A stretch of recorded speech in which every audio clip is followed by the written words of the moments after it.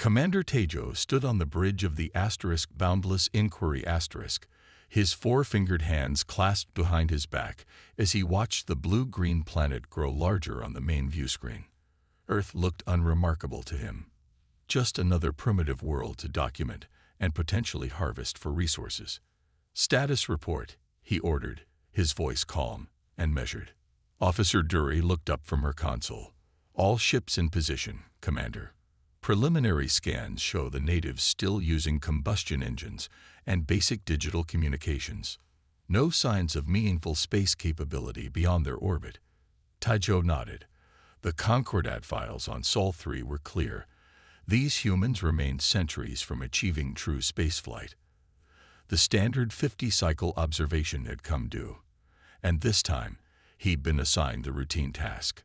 "Deploy the observation drones," he said. "Standard pattern. No need for stealth measures." As the fleet materialized in Earth's orbit, Tejo expected no reaction. The ship's systems showed thousands of primitive satellites circling the planet, more than their last survey had recorded, but nothing concerning. Some rudimentary defense systems appeared on their sensors as well, likely capable of nothing more than shooting down their own aircraft. "Interesting," muttered Science Officer Mina, her brow furrowing as she studied her readings. "They've advanced faster than predicted, but still nowhere near Concordat levels." Tejo shrugged. "Some species hit growth spurts. Deploy atmospheric probes over their largest population centers. Let's get this done quickly." The probes descended through Earth's atmosphere, transmitting data back to the fleet. Images of cities, vehicles, and humans going about their daily business filled the screens. The technology looked primitive. Ground vehicles running on wheels, aircraft using visible propellers or basic jets, buildings made of simple materials. "Commander," Communications Officer Chuno called out suddenly, "we're receiving a transmission. Multiple transmissions, actually. They're coming from several locations on the planet." Tejo raised an eyebrow. "They detected us already. Put it through." The screen filled with the image of a human in formal attire. The creature looked stern, its skin a pale pinkish color, its head topped with short dark hair. "Unknown vessels," the human said in a voice that the ship's translator rendered in standard Concordat speech. "You have entered Earth space without authorization. Please identify yourselves and state your purpose." A ripple of surprised laughter spread through the bridge crew. These primitives were addressing them as equals. "How quaint," Tejo said, smiling. "They think they can negotiate. Prepare the standard first contact protocol."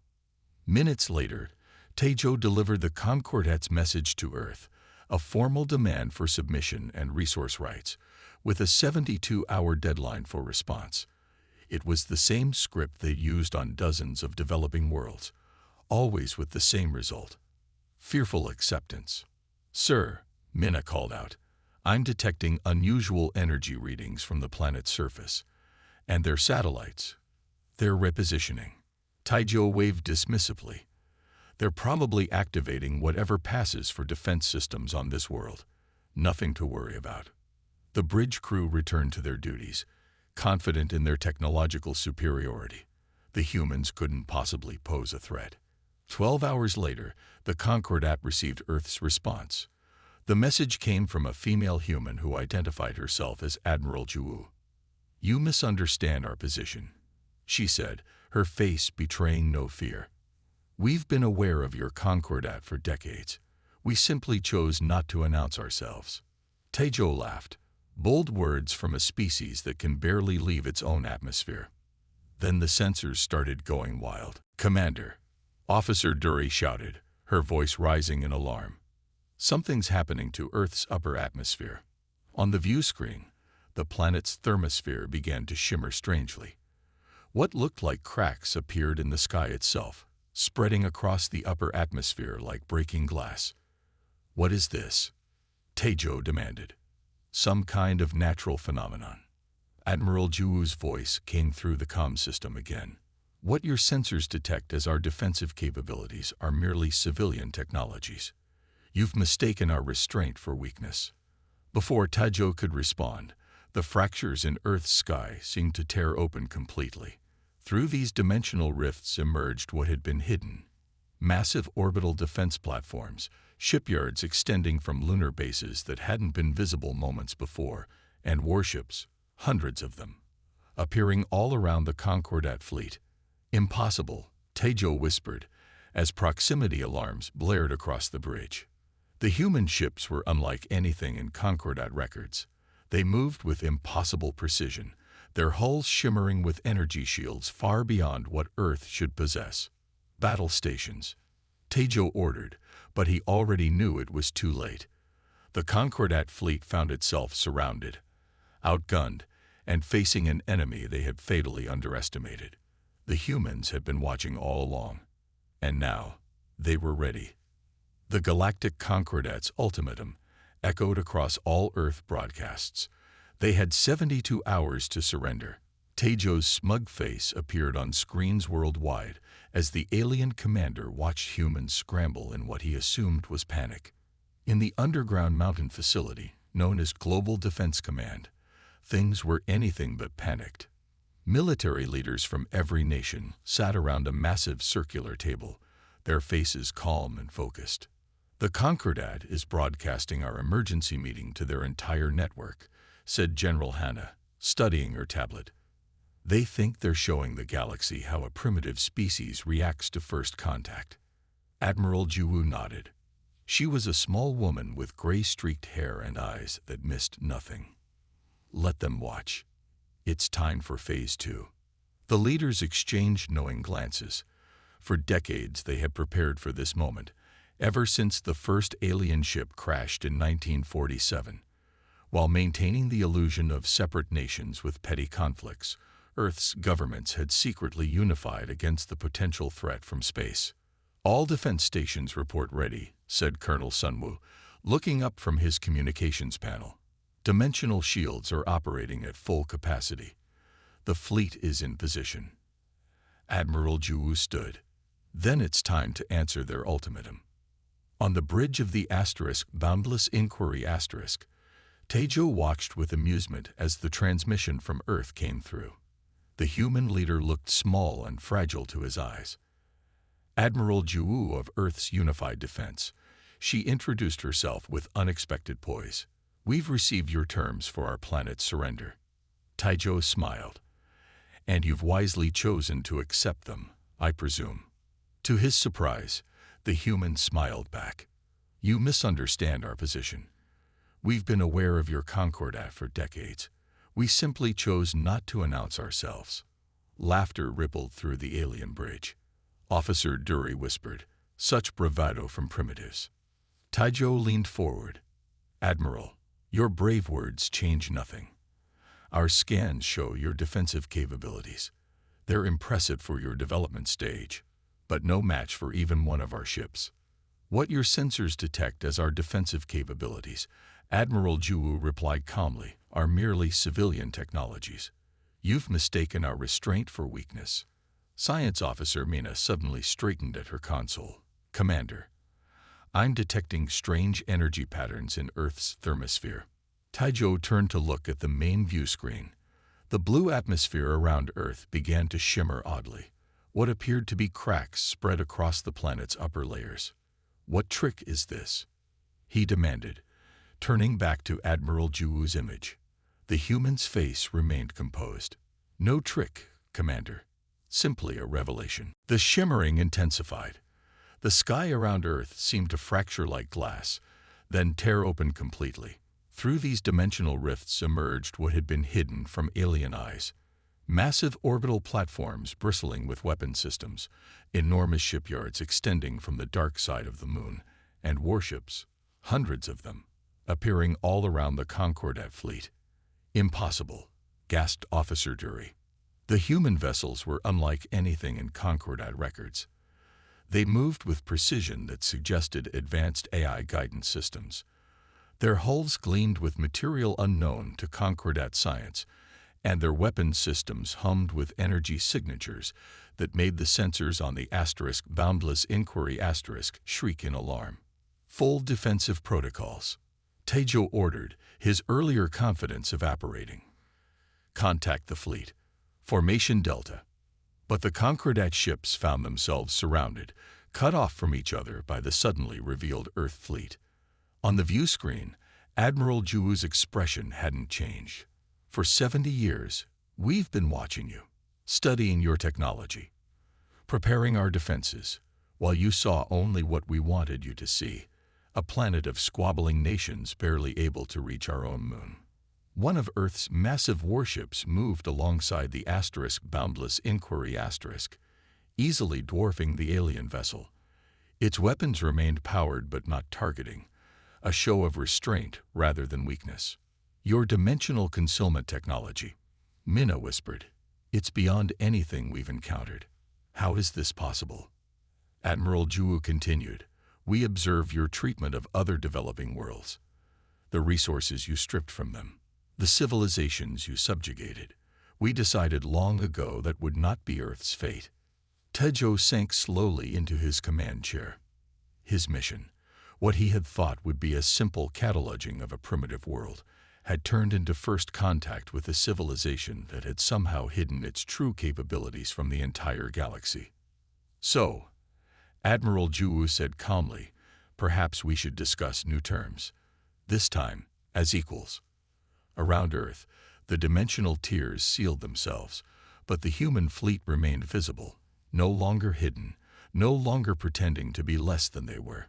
The hunted had become the hunters, and nothing in the galaxy would ever be the same. Commander Tejo sat in the comfortable but clearly secure room where the humans had been holding him since his capture. Unlike the rest of the Concordat fleet, which had flowed in disarray, his ship had been disabled by Earth's weapons. The humans had treated him with surprising dignity. No torture, no threats, just this strange waiting game. The door slid open, and a human male in a crisp military uniform entered. He had short gray hair and sharp eyes that seemed to evaluate everything. I am General Jihoon, he said, sitting across from Taijo. I will be overseeing your diplomatic debriefing. Taijo straightened. I demand to be returned to the Concordat immediately. This detention violates interstellar protocols. General Jihoon smiled slightly. The same protocols that allow the Concordat to demand surrender from primitive worlds. Those protocols. A female human entered with a device Taijo didn't recognize. She placed it on the table, and it projected a three-dimensional image of the galaxy, with trade routes and Concordat territories clearly marked. How do you have this information? Taijo asked, his four eyes widening. Let me tell you a story, General Jihoon said. In 1947, one of your reconnaissance vessels crashed in a place called Roswell. Your pilot died, but the ship remained largely intact. Taijo's skin paled. Impossible. The Concordat's first survey of Earth was in 1980. No, corrected Jihoon. That was your first official survey. But your kind had been watching us much earlier. That crashed ship changed everything for us. The device on the table shifted to show images of the crashed alien craft and the recovery operation. We learned two critical things that day, continued Jihoon. First, that we were not alone in the universe. Second, that advanced civilizations existed that might pose a threat to our survival. The display changed again, showing early human scientists working on alien technology. Our leaders made a decision that shaped the next 70 years of human development. Instead of announcing this discovery to the world, they kept it secret. They created a shadow space program, hidden even from most of our own people. Taijo watched as the images showed underground facilities being built, scientists working on technologies far beyond what Earth should have possessed at that time. But how could you hide such advancement? He asked. Our observation protocols would have detected any significant technological leaps. General Jihoon nodded. That was our greatest challenge and our greatest success. We needed to advance without being detected. The solution came from your own crashed ship. The display showed diagrams of what appeared to be dimensional folding technology. Your vessel had primitive dimensional stabilizers. We expanded on this concept, creating pocket dimensions where we could build, test, and deploy without conventional detection methods. Taijo felt a chill run through him. The Concordat had researched dimensional technology, but had never fully developed it for military applications. While we maintained the appearance of divided nations on the surface, fighting petty wars, developing technology at the expected pace, we were unified below. Resources pooled, scientists collaborating across all borders. The display showed images of massive underground complexes and lunar bases hidden in dimensional pockets. "We observe your Concordat observing us," General Ji-hoon explained. "We studied your civilization, your technology, your tactics, all while you believed us blind to your existence." Taijo stared at the human with new understanding. "You let us believe you were primitive." "It was our best defense," Ji-hoon confirmed. "When your survey ships came in 1980, and again in 2010, we made sure they saw exactly what they expected to see, a developing world still struggling with basic spaceflight." The display changed to show Concordat observation vessels being tracked by hidden Earth systems. "We intercepted your communications, learned your languages, studied your weaknesses, all while hiding behind a mask of primitive technology," Taijo said quietly. General Ji-hoon nodded. "We watched how the Concordat treated other developing worlds. The resources you stripped from them, the civilizations you subjugated. We decided that would not be Earth's fate." The final image showed Earth's hidden fleet emerging from their dimensional concealment. "For 70 years we prepared. We built. We waited. And when you finally came to claim Earth as just another conquest, we were ready." Taijo sat in silence for a long moment. His mission, what he had thought would be a simple cataloging of a primitive world, had revealed a civilization that had outplayed the entire Concordat. "The stories being told throughout the galaxy about our retreat," Taijo began, "are spreading rapidly," General Ji-hoon confirmed. "Your fleet's hasty withdrawal has become something of a galactic embarrassment." Taijo lowered his head. "What happens now?" "Now," said General Ji-hoon, standing, "you become the first Concordat citizen to truly know us, and perhaps the first to help build a different kind of relationship between our peoples, one based on respect rather than conquest." As the general turned to leave, Taijo realized that the history of the galaxy had just been rewritten by a species everyone had underestimated. The Grand Council Chamber of the Galactic Concordat had never hosted a species making their first official appearance in galactic society.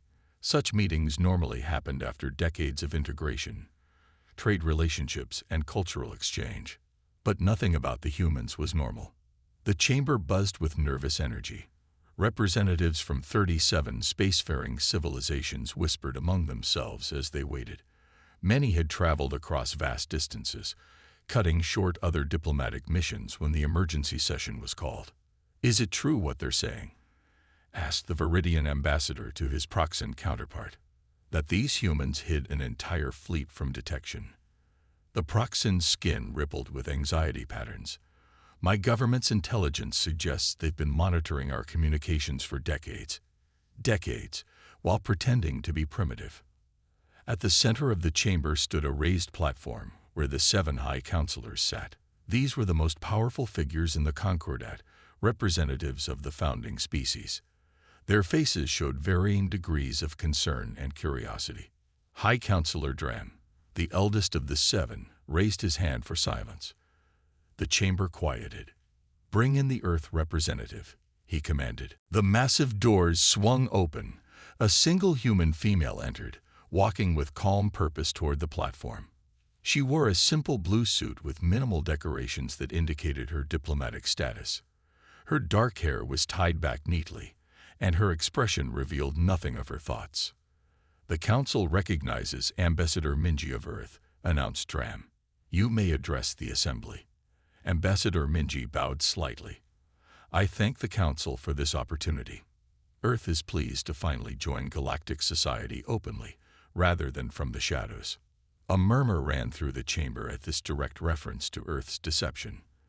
"That is precisely what this emergency session must address," said Councillor Trill, Leaning forward, your species concealed its true technological development, built military forces in secret, and monitored Concordat communications without authorization. These actions violate numerous galactic protocols. Minji nodded. Protocols established by the Concordat, for the Concordat's benefit.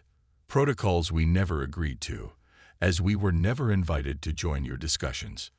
Because you appeared to be a pre-spaceflight civilization, exclaimed Counselor Vish. It is standard procedure to wait until a species achieves independent faster than light travel before formal contact.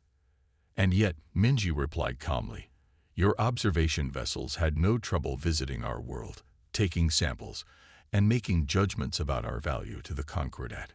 The room grew uncomfortable as she continued. What appears to trouble this council most isn't that we developed advanced technology. It's that we had the patience and foresight to hide it. No other species has done this, correct? None of the counselors responded. Your reports show that every known spacefaring race either announced themselves immediately upon achieving interstellar capability or was discovered and integrated by the Concordat. We chose a third path. A holographic display activated in the center of the chamber. It showed Earth's dimensional engineering schematics, not the full details, but enough to demonstrate their capabilities. Our scientists have examined your ship designs, said Counselor Dram.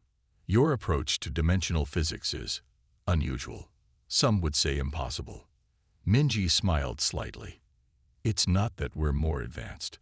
We simply took different paths. Necessity drove our development.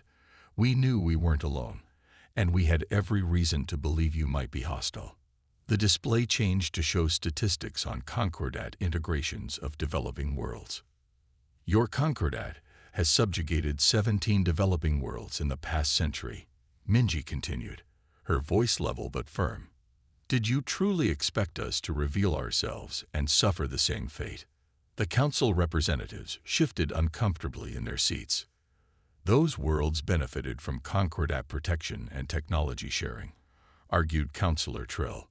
After surrendering control of their resources and accepting Concordat oversight of their governments, countered Minji. We studied the terms imposed on Proxima Centauri's colonies, on the Tav Ceti settlements, on the Eridani homeworld. Each time, the pattern was the same. She gestured to the display, which now showed the Earth fleet emerging from dimensional concealment. When your commander delivered the standard ultimatum to Earth, we were ready. Not because we seek conflict, but because we value our independence. High Counselor Dram leaned back in his chair, his four eyes blinking in sequence, a sign of deep thought in his species. What does Earth want from this council? He asked finally. Recognition, respect, and a reformation of how the Concordat approaches developing worlds, Minji replied. We bring new ideas, new technologies and perspectives that could benefit all species. As the council chamber erupted into discussion, many representatives found themselves wondering what other secrets these unusual humans might be hiding, and what changes their arrival would bring to a galactic order that had remained unchallenged for centuries. The humans had revealed themselves at last, but the full mystery of their capabilities had only begun to unfold. The Grand Hall of the Galactic Security Council glittered with the representatives of 37 spacefaring civilizations. Today marked Earth's formal recognition ceremony, 6 months after what many species now called the Sky Split Incident. Admiral Juwu stood at the center of the chamber, her small frame commanding attention from beings twice her size. Some aliens still showed fear when humans entered a room, a reaction that amused most Earth delegates. The Concordat welcomes Earth as a full member with all rights and privileges, announced High Counselor Dram, his voice echoing through the vast chamber. The words were formal, but everyone present knew this was no ordinary admission. Earth had forced its way to the table. In the 6 months since humanity revealed its true capabilities, the galaxy had changed dramatically. Earth established embassies on 12 major worlds, while maintaining its impressive defensive fleet in orbit around their home planet. Human diplomats appeared at trade summits with technological offerings that stunned even advanced civilizations. We bring gifts of knowledge, Admiral Juwu said, activating a holographic display. Medical advances that can benefit all species. Agricultural systems for harsh environments. Energy technologies that will reduce dependence on limited resources. What she didn't mention were the technologies humans kept for themselves. The dimensional pocket engineering that had hidden their fleet for decades, the quantum shield harmonics that made their ships nearly invulnerable to standard Concordat weapons. In the audience, Commander Tejo watched with complex emotions. After his capture during the initial contact, he had become Earth's first official liaison with the Concordat. He had witnessed humanity's careful balance of openness and secrecy firsthand. You must understand, Tejo had told the Council in private sessions, these humans developed in isolation, believing the galaxy might be hostile. Their entire space program evolved from a defensive posture. What terrified many council members wasn't just human technology.